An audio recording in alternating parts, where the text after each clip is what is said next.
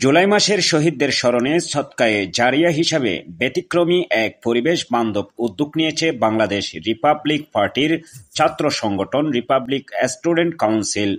ঢাকা বিশ্ববিদ্যালয়ের শিক্ষার্থীদের মাঝে গাছ বিতরণ এবং বিশ্ববিদ্যালয় ক্যাম্পাসে বৃক্ষরোপণের মাধ্যমে এই কর্মসূচি পালন করা হয়। বুধবার ৩০ জুলাই বিকেলে ঢাকা বিশ্ববিদ্যালয়ের পায়রা চত্বরে কর্মসূচির অংশ হিসাবে শতাধিক চারাগাছ বিতরণ করা হয় সাধারণ শিক্ষার্থী ও পথচারীদের মাঝে। এছাড়া বিশ্ববিদ্যালয়ের নির্ধারিত কিছু স্থানে ছায়াদানকারী ও ফলস গাছ রোপণ করা হয়।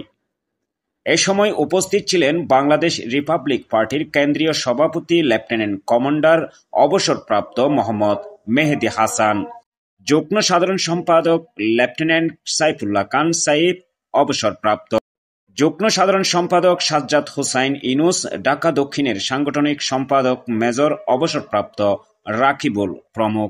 অনেকেই শহীদ হয়েছে, প্রায় 2000 ভাই আমাদের শহীদ হয়েছে, ভাই এবং বোন।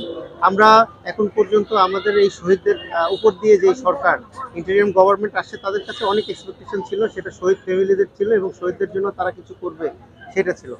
তো আমরা চাইছিলাম ইনোভেটিভ কিছু একটা করতে। আপনি কিন্তু জানেন যে সদকায়ে জারিয়া এমন একটা জিনিস যেটার এই গাছ যতদিন পর্যন্ত বেঁচে থাকবে তার শ্বাস প্রশ্বাসের সাথে শহীদদের দোয়া হবে।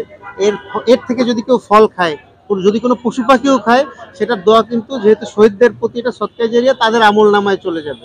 তো এটা একটা ইনোভেটিভ জিনিস। মানুষ যখন মারা যায় তখন কিন্তু তার থেকে দুর্বল এবং অসহায় কেউ থাকে না। তিনটা জিনিস আছে যেটা খুব কাজ করে, সেটা হচ্ছে নেক সত্তান, সদকায়ে জারিয়া। আপনারা জানেন যে জুলাই বাংলাদেশের একটি অন্যতম ঘটনা। তো সেই ঘটনার প্রেক্ষিতে আজকে বাংলাদেশ রিপাবলিক পার্টির রিপাবলিক স্টুডেন্ট কাউন্সিলের পক্ষ থেকে আজকে এই জুলাই শহীদদের আত্মত্যাগ, তাদের উপর সদকায়ে জারিয়ার অংশ বিশেষ হিসাবে আমরা বৃক্ষরোপণ অভিযান কর্মসূচি চালু করেছি। আমরা পুরো বাংলাদেশে 40,000 গাছ বিতরণ করে যাচ্ছি ইনশাআল্লাহ। আমরা বিশ্বাস করি যে একটি গাছ শুধু একটি বৃক্ষ নয়, এটি সদকায়ে জারিয়া হিসাবে সে শহীদদের জন্য যতদিন এই গাছ বেঁচে থাকবে, যতদিন এই গাছের অক্সিজেন মানুষ গ্রহণ করবে, ওই শহীদদের সদকায়ে জারিয়া হিসাবে এই গাছ টিকে থাকবে। তো সেটি আমাদের কোন সরকারের অংশই হোক অথবা বহির্বিশ্বের কোন চক্রান্তের সম্পর্কে আমরা ইনশাআল্লাহ